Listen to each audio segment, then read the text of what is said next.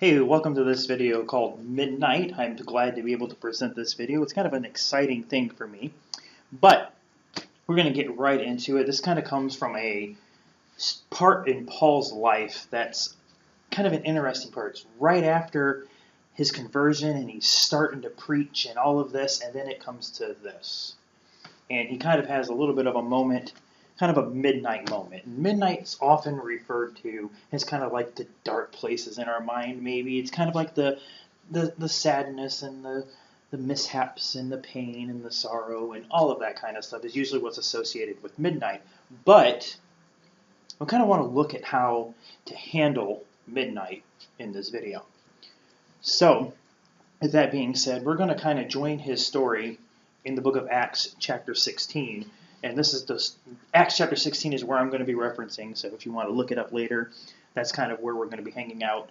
But in this, he's on one of his little journeys, and he shows up in this town, and he's being chased down by this demon girl that's possessed and fortune-telling for her master. And she kind of runs up along behind him. She's telling things about him, and she's poking fun at him, and she's saying, "He's telling you the way about Jesus." And then he turns around and he pretty much casts the spirit out of her.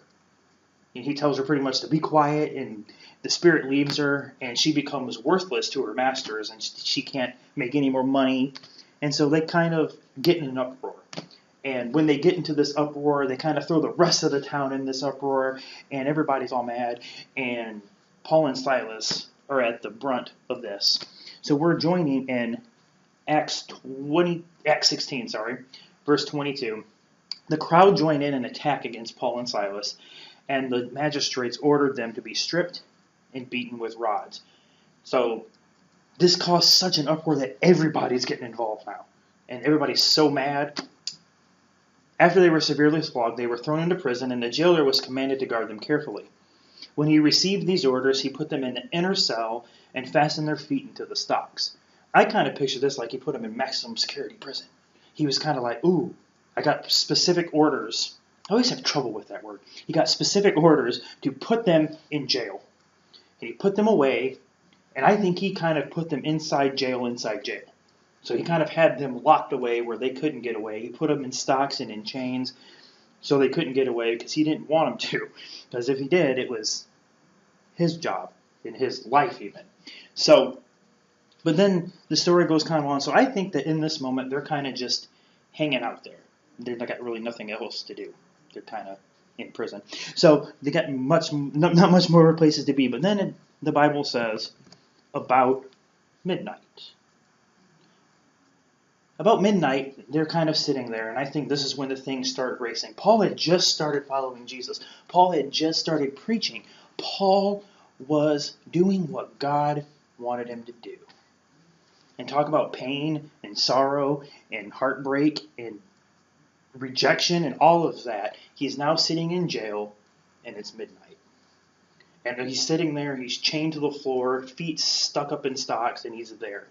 And all he can do is sit there and think to himself about what's going wrong, about why this is happening. And it's midnight in the same places that we can go. In the darkness, in the quiet, and we're just there. But at midnight, something more can be revealed. At midnight, Paul and Silas, instead of just kind of like sitting there, and I'm not saying they didn't, they were human people, so I'm not saying they didn't sit there and think and toss things back and forth and kind of like, what are we even doing? And have those moments in time. But then it says about midnight, Paul and Silas were praying and singing hymns to God, and all the other prisoners were listening to them. So they were kind of sitting in this moment, and they decided that they were going to fix their eyes on Jesus. They decided that they were going to turn this mourning and this madness into a ministry. They decided they were going to turn their pain into praise. And they started praising Jesus, and everybody was listening to them. People that were in jail, so maybe some of them knew Jesus, maybe some of them didn't, maybe some of them wanted them to shut up. Who knows? They were just there. And it was prison, but they were all listening. Verse 26, suddenly there was such a violent earthquake that the foundations of the prison were shaking. All at once, the prison doors flew open and everyone's chains came loose. Now, midnight and all of this is a tough topic to talk about, but I think that sometimes we have to go into battle with these. Midnight sometimes holds us down, pins us to the floor, but I think real freedom comes in midnight. I think when we wrestle these things to the ground, and I'm not saying that they did or they didn't, I wasn't there, it was a long time ago, but I think being human, they probably wrestled with this. I'm trying to do the work of God, and God's got me locked in this prison cell. Good job. And so now we're stuck there, but I think they wrestled with that, and they wound up singing hymns. They wound up singing worship songs, and they praised Jesus in midnight.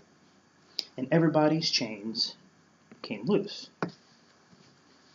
Hebrews 2 and 3, fixing our eyes on Jesus, the author and perfecter of our faith.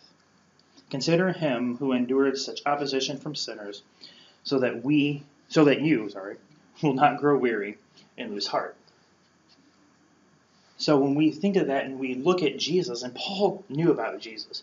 Jesus was the one, and we're going to talk about Paul in a later video next month sometime. He's in our next little series of videos, but we're going to talk about him a little bit more. But he knew what Jesus had gone through. He had heard. He's preaching the good news. He's preaching the gospel, and you can't preach the gospel without the death and the resurrection of Jesus. So he was talking about that stuff. And he knew that fixing your eyes on Jesus, and he knew that Jesus had been through way more than what he had been through. Jesus had been beaten more than he was. Jesus had been harassed and spit on and all of that stuff, and he was just beaten a little bit and put in jail.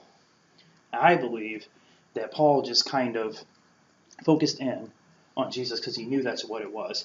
Paul didn't write Hebrews, so it's not like Paul was writing back and remembering this. The book of Hebrews writer is unknown, so this is just somebody that might have heard Paul's teaching. And so he's saying, fixing our eyes on Jesus. Maybe he heard Paul's story.